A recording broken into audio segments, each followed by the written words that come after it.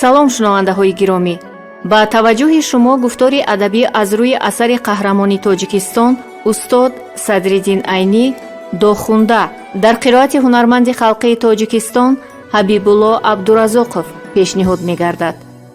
гуфтори шашум.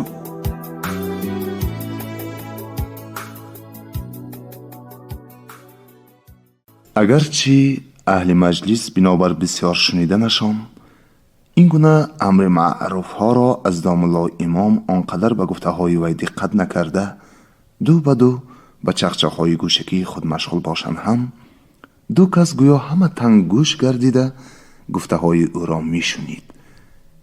яке аз ин ду кас муаззин буд ки дар поёни хона дузону нишаста ва чашмони худро нимпӯш карда гӯё ки як сози пур эътизорро мешунида бошад, аз миён болои худро ба чапу рост бо як вазъияти мунтазам ҷунбонида изҳори маҳвият мекард, чунон ки бинанда мепиндошт ҳамин замон вай об шуда ба рӯи хона хоҳад рехт.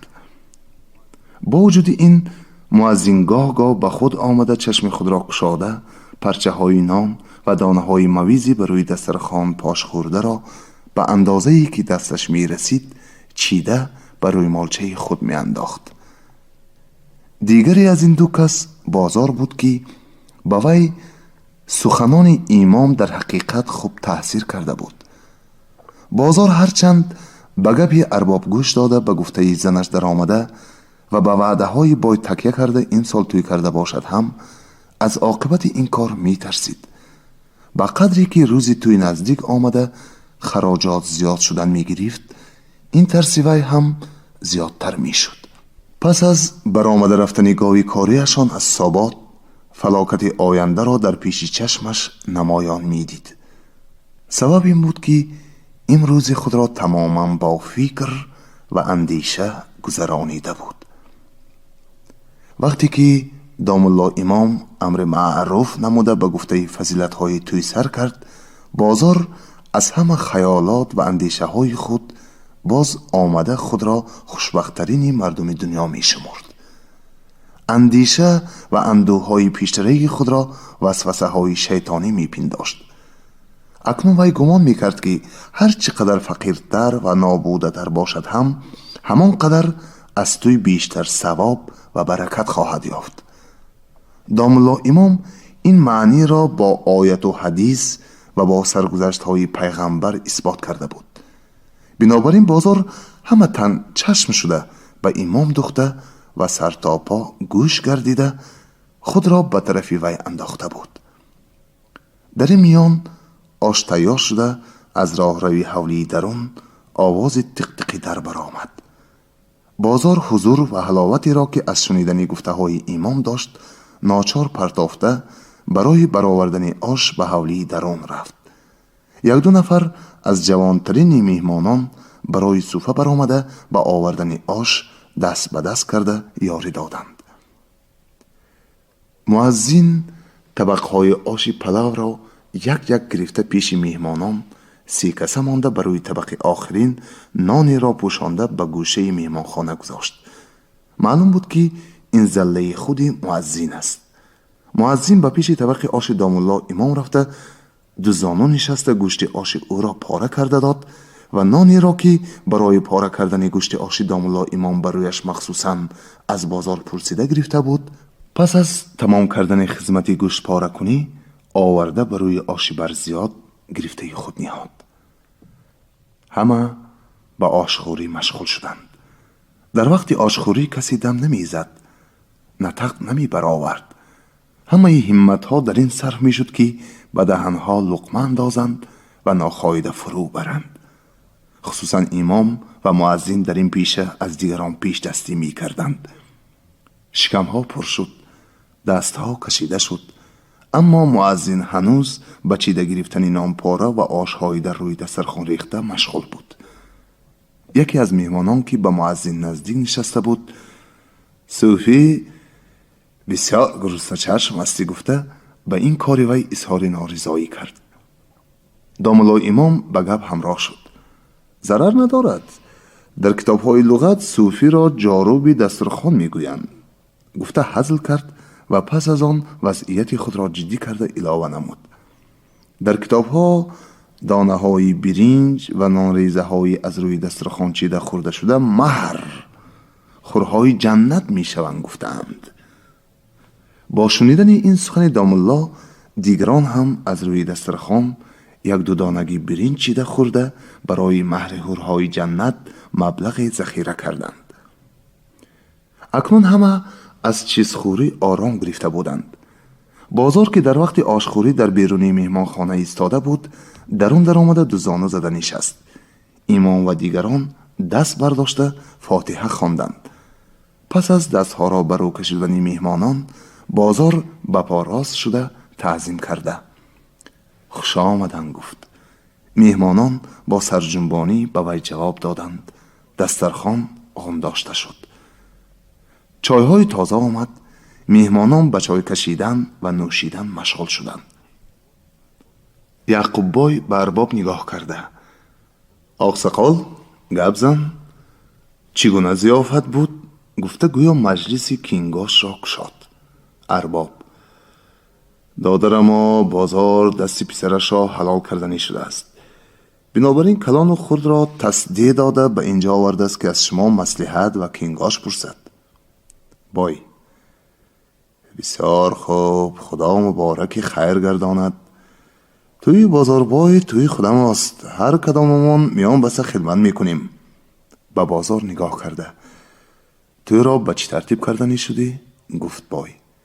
بازار: چنوی که کلان و خرد صلاح بینند به همان ترتیب می شود.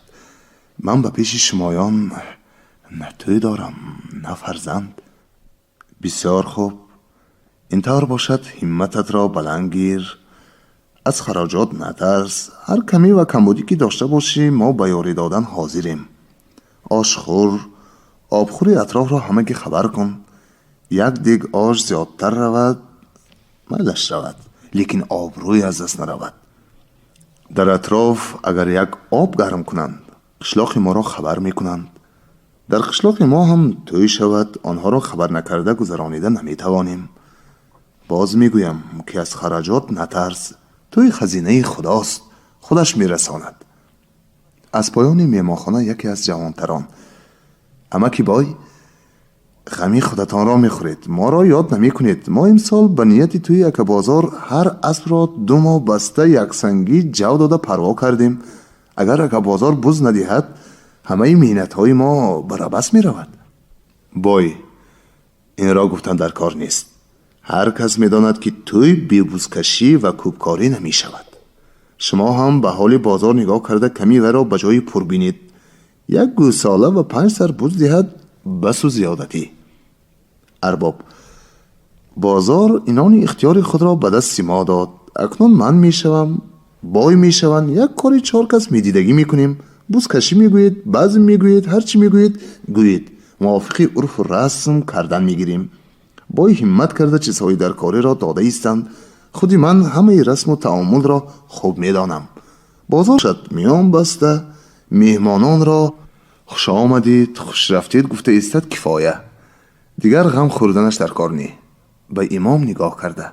تقصیر یک دعا کنید. شب رفت. امام دست برداشته دعای دور و درازی خواند. دیگران آمین آمین گفته ایستادند. دستها بر رو کشیده شده مهمانان برای رفتن جنبش کردند. ارباب با دست خود اشارت یک دم نشینید را داد. بازار بر روی لعلی 4 دانه جامه مانده آورد. مؤذن با اشارت بازار یک جامه حصاری نیم شاهی را به امام، یک جامه حصاری ابر را به بای، یک جامه دیگر را به ارباب پوشاند. بر روی لعلی یک جامه کلابی رسمانی ماند که خودی بازار گرفته با مؤذن پوشاند. از مهمانان صدای مبارک شود مبارک شود بلند شد. امام باز فاتحه خواند. مهمانان یکی از پس دیگری از خانه برآمدن گرفتند. بازار به تک دروازه ایستاده هر کدام را خوش آمدید گویان با عزت و احترام ازاد کرد. شب خیلی تاریک شده بود. در این شب تاریک بازار با زن خود در حولی که هنوز توی سر نشده نیمتارات شده بود تنها ماندند. فصل 18. در سری کوچه. زفر، چطور شد که باز به سری کوچه بر آمدی؟ زفر که پشت به دیوار داده سری دو پا در پیش دروازه بای نشسته بود جواب داد: خوجه این در خانه نیست، کمتر دیلم کشاده شود گفته اینجا بر آمده نشستم. خوجه اینی من هم نیست، همه اینها امشب به حولی بازار رفتند، گویان قربان هم آمده به پهلوی زفر نشست و سلام علیکم گفته با خوردی کرد. هنوز اینها پرسجوی خود را تمام نکرده بودند که سیومی چهارمی آمده در سری راه گویا یک مجلس برپا شد. کسی که از همه پستر آمده بود: همه تان امشب خانه را بی مادرشو یافته مانندی مرغی از کتل خلاص شده بیرون بر آمده تا نه؟ گفته شوخی کرد. زفر گفت: خوجه این با ارباب یک شده برای سوختن خانه بازار تیاری دیده گشته بودند. امشب همین کار سر شد. بازار چند وقت باز خودش را گم کرده است. دیگری گفت: امروز به پیشی بای، فردا به پیشی آقسقال و امام، همیشه پیشی کلام پایان نشست و برخاست کرده گشته است. زفر گفت: بازار نادان بای باشد پارسال از سله حلوا ساخته دهنی وی را شیرین کرده یک قسمی زمینهایش را حاصلگرو کرده گرفت. دید که بازار با این قدر به زمین افتاده نماند و به خدمتی دری خانهش محتاج نشد. امسال میخواهد کاری وی را تمام کند و دست و پای وی را از زمین و آسمان کنده غلام حلقه برگوشی خود گرداند. من پارسال نیرنگ های بای را به بازار فهمانده پیش آمدش را به وی خبر داده بودم، لیکن وی گپی ارباب را از گپی من اولا دانسته به مصلحت وی در آمده زمین هایش را به گرو داد. این سال باز با مصلحت وی توی کرده نشد. در حقیقت گفت قربان خودی بازار احمق بوده است و یک سال باز بای شناس و آقسقال شناس شده هر کارش را با آنها مصلحت می کند.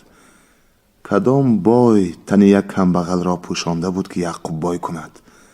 خوجه این من هم همین طور می خواهد که همه فقیران به وی خدمتگار باشند، نان نگفته آش نگفته کاری وی را کنند. این بای ها ما کمبغلان را یک مالی برای خدمت خودشان آفریده شده گمان می کنند. دیگری گفت: برادر، آب از بالا لای. حاکمان مملکت هم طرفی بایان را می گیرند. اگر در میان یک بای و یک فقیر جنجال افتد، بایان همگی یک زبان شده ارباب را پیش انداخته پیش حاکم و قاضی رفته خانه فقیر را می سوزند. ما بیچارگان به پیش اینها دهان گشاده نمی توانیم.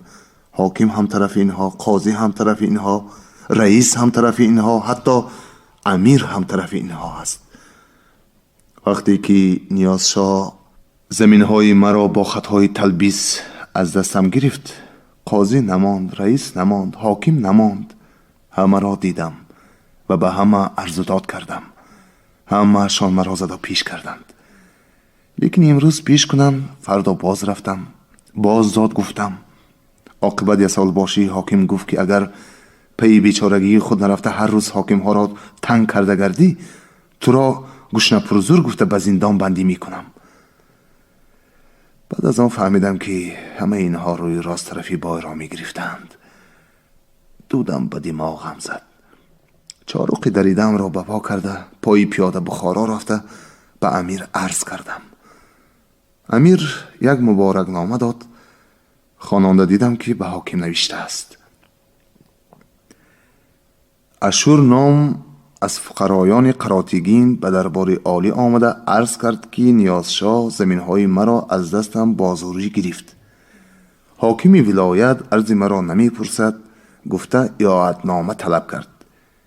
بینید اگر در واقع چنین باشد زمینهایش را به خودش گرفته دهید و اگر موافق شرع شریف جنجال را قطع نمایید. اشور یک آه کشیده به سخن خود علاوه کرد: ببینید من از دست حاکم رفته عرض کردم، باز کاری مرا به خود حاکم حواله کرده است. اگر من آن مبارک نامه را به حاکم برده می دادم، مرا نکشد هم از کشتن بدتر می کرد. حتی مبارک نامه را به حاکم نداده به غرم می رفتم. تو از دست حاکم این ولایت شکایت کرده ای، گفته یگان جزا میداد. بنابراین ترک وطن کرده اینجا ماندم. امروز میبینید که چوپانی هر کس را کرده عمر به سر میبرم. معلوم است که زوفر گفت امیر هم طرف این هاست. در این حال چاره ما فقیران چیست؟ چاره ما به قدر امکان خود را اصیله و نیرنگ اینها نگاه داشتن و هیچ نباشد به اختیار خود را به دام اینها نانداختن است. اگر بازار عقل می داشت توی میکنم گفته این بلاخوران را به خانه خود غنداشته مصلحت کرده نمی گشت. کدام وقت گرگ به گوسفند، شغال به مرغ، گربه به موش مصلحتی خوب داده است که اینها به بازار دهند؟ بازار پیشتر یک دهقان به خودش آسوده باشد هم حالا به شرافتی بای کمبغل و افتاده شده مانده است. اگر وی عقل می داشت با من و تو بر این کمبغلان مصلحت می کرد. عزیزان کند هر جنس به هم جنس پرواز، کبوتر با کبوتر، قاز با قاز گفتند. ای زوفر، تو هنوز ساده بودی. دیگری گفت تا وقتی که بازار در بساطش کم و بیش چیز دارد فیرا نمی مانند، توی می کنانند، معرکه می کنانند، هر کار می کنانند که بود و نابودش را از دستش را بوده مانند من تو پای بره نکرده به در خانه خود می شنانند. اگر به گفته آنها ندرآید و سرش چند جنجال دیگر می برارند، به خاز خانهش می کشند، از قشلاقش رانده می کنند، رد معرکه رد مردمش می کنند. وقتی که حاکم های مملکت هم طرف اینها باشند از دست ما بیچارگان چی می آید؟ بنابراین امروز گذرد فردا خدا پادشاست گفته به گفته همینها در آمده رفتن می گیریم. قربان گفت این بایها را که می بینیم هیچ کدامشان از گوری پدرشان این همه ملک و اسباب را گرفته نیاوردند. هر کدام اینها با حیله و نیرنگ زمین، اسباب و گاوی کاری من و تو بر این بیچارگان را به دست در آوردند. پس از آن که آنها را محتاج خود کردند به حساب هیچشان کار فرموده دولت غنداشتند. هر قدر که مالشان زیاد شده است همان قدر هم زیادتر آدم کار فرموده زیادتر زمین را به دست در آوردند. اگر تگی کار را درستتر کافته بینیم میدانیم که همه اسباب، همه مال و ملک اینها از ماست و از مهنتی ماست. همین قدرش هست که ما نادانتر اینها داناتر، یعنی ما ساده‌تر اینها فریبگرترند. بنابراین از یک طرف از سادگی ما، از طرف دیگر از بی‌قوتی ما فایده برده همه چیزهای ما را به دست خود در آورده بر بالای این ما را مانند یک حیوان بی زبان کرده به کار فرمودن ما هم دست یافتند. حالا که در مقابل اینها هیچ کار از دست ما نمی آید اینها را به خود صاحب مصلحت قرار داده از اینها چشم نیکی امید نکنیم. عیب بازار در اینجاست که از اینها امید نیکی کرده به خود صاحب مصلحت قرار داده است. چرا یک بار با من و تو مصلحت نمی کند؟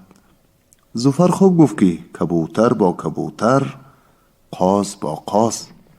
در این وقت زوفر از دور سیاهی یک گروه مردمی را که به طرف خودشان می آمدن دیده گفت کبوتران گریزید که کلخاتان آمدند. دیگران هم به طرف اشارت کرده زوفر نگاه کرده دیدند که کلان شوندگان از طرف خانه بازار می آیند. همه از جایهای خود خیسته به باشگاه های خود شتافتند. فصل 19. خط شرعی. توی گذشت، لیکن برابر گذشتن توی به خانه بازار عزا، ماتم و مصیبت آمد. یعقوب بای و ارباب سر شده توی را با طرزی که به خیال بازار هیچ نمی گذشت اسرافکارانه گذرانیدند. بر بالای این هر چیزی که از طرف بای به توی صرف شد نرخ و بهای آن به انصاف خودی بای حواله شد که این هم سبب زیادتی خرج گردید. هنوز دیگهای توی را نکنده و آتشدانهایش را نگرانیده بای حساب و کتاب را در میان آورد. حسابی کرده دیدن که به توی غیر از چیزهایی که از بساط خودی بازار سر شده است تا مال جاندار و پول نقده از بای 500 تنگه رفته است. بای به بازار گفت: دادر، هر چی باشد به خوشی و خرسندی تویت را گذرانیدیم. اگرچه از من به توی تو همین قدر مبلغ سر شده باشد هم ضرر ندارد. مال پسند نیست، دنیا گذران است، تنها سلامتی یکدیگر در کار است. لیکن اختیار سلامتی و تندرستی به دست آدم نیست. ما و تو امروز هستیم، فردا نیستیم. بنده مومن همیشه باید به مردن حاضر باشد. مرگ به آدمی از رگ گردنش هم نزدیکتر است. انا برای چنین روزهای ناآمد باید آدمی همیشه کارهای خود را به شریعت آراسته کند. سالی گذشته تو از من 250 تنگه قرضدار شده بودی. به نیت توی حاصلی وعده شده را هم به من داده نتوانستی. این هم از 250 تنگه زیادتر می شود. خب زیادتیش را تویانه بیان بخشیم. قرض کهنت 500 تنگه می شود. به بالای این قرض 90 را ضم کنیم، همگی می شود مبلغ 1000 تنگه. این مبلغ خیلی کلان است. به بدل این مبلغ زمینهایت را به من خط شرعی کرده دادنت در کار است. به خودت معلوم است که من یک آدمی بازاریم، بزازی دارم، قرض و قباله دارم، داد و معامله دارم. بنابراین یک مبلغ کلان را به حاصلگرو کرده گرفتن زمین که حاصل دادن آن وابسته به تالی است بند کرده نمیتوانم. از این جهت لازم می آید که پول قرضداری تو را با فایده معین گردانیم. البته من فایده خور نیستم و حرام بودن فایده را هم خوب می دانم. بیچاره و ناتوان شده ماندن تو را هم می دانم. بنابراین به این پول مانند سودخوران مقرری فایده زیاد نمی مانم. تنها ماهی به هر یک تلا نیم تنگه، به 100 تنگه 2.5 تنگه و به 1000 تنگه 25 تنگه فایده دادنی شوی بس و زیادتی است. برای خلاص شدن از گناه رباخوری زمینت را خط شرعی کرده باز به خودت هر ماهی به 25 تنگه اجاره میمانم. البته تو این قدر پول را از کجا یافته میدی هم گفته میترسی، لیکن ترسیدن در کار نیست. اگر تو توانی در زمینهای خودت محنت کرده به من جواب میگویی. اگر این را نتوانی به خانه خودم آمده کار کردن میگیری. البته زمین تو را هم بیکار نمیمانیم، از وی هم چیزی رویت به حساب قرض شکستن میگیری.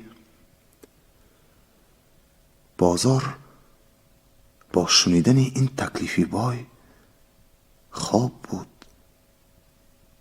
بیدار شد، مست بود، هوشیار شد و فرق سرش یله شده. اکنون دانست که آن همه دلسوزی های بای و دلالت های ارباب به توی کردن برای چی بوده است. چشمش سیاه رفت. زمین و آسمان به نظرش تیره و تاریک می نمود. هرچند فکر می کرد برای خلاصی از این دام چاره نمی یافت. همین قدر گفت که شما گفته بودید تویت را کن. من هر چی که از دستم می آید یارمندی می کنم.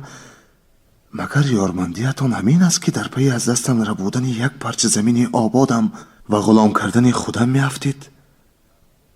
ارباب به گپ همراه شده. بازار، تو بچه ها بر این گپ میزنی؟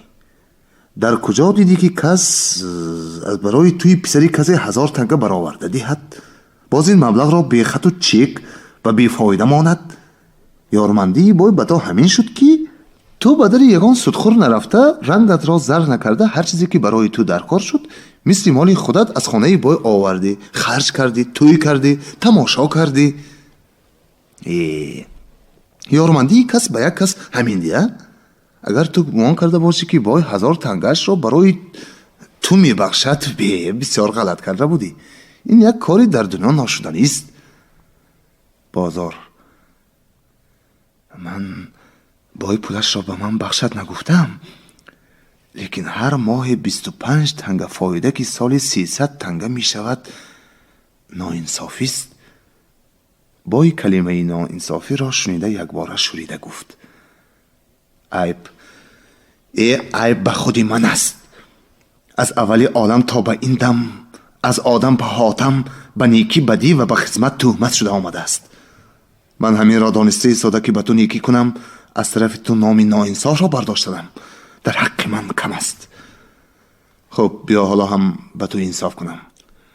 500 تنگه را که به توی صرف شده است حاضر به من یافتدی. من قرض کهنت را بیفایده بی چیز تا 1 سال دیگر به تو میمانم. البته بازار در این وقت 500 تنگه اون طرف ایستد، 500 پول سیاه هم یافته داده نمیتوانست. ناچار پسی سرخاران به شرطهای بای راضی شد. روز دیگر نایب قاضی را آورده به این مضمون وثیقه نویساندند: در تاریخ شهر سفر خاتمه بالخیر و ظفر سنه 1318 بود که بازاربای میانه قد، سیاه ریش، گندمگون، میش چشم ولد عوض مراد به دارالقضای ولایت کولاب حاضر آمده اقرار صحیح معتبر شرعی نمود.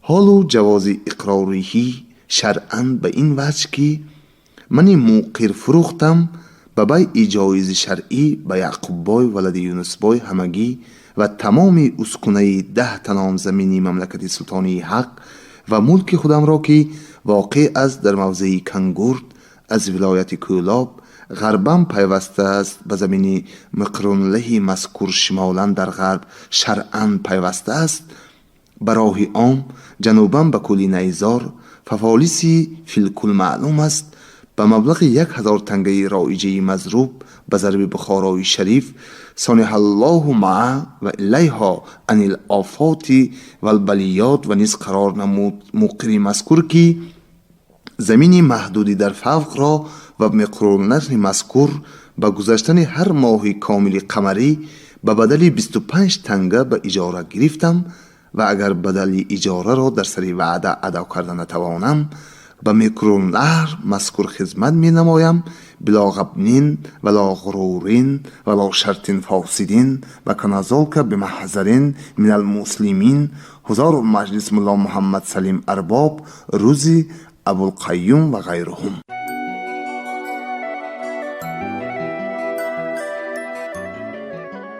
شنونده های گرامی، شما گفتاری ادبی را از روی اثر قهرمانی تاجیکستان استاد صدرالدین عینی داخونده در قرائت هنرمند خلقی تاجیکستان حبیبالله عبدالرزاقов شنیدید.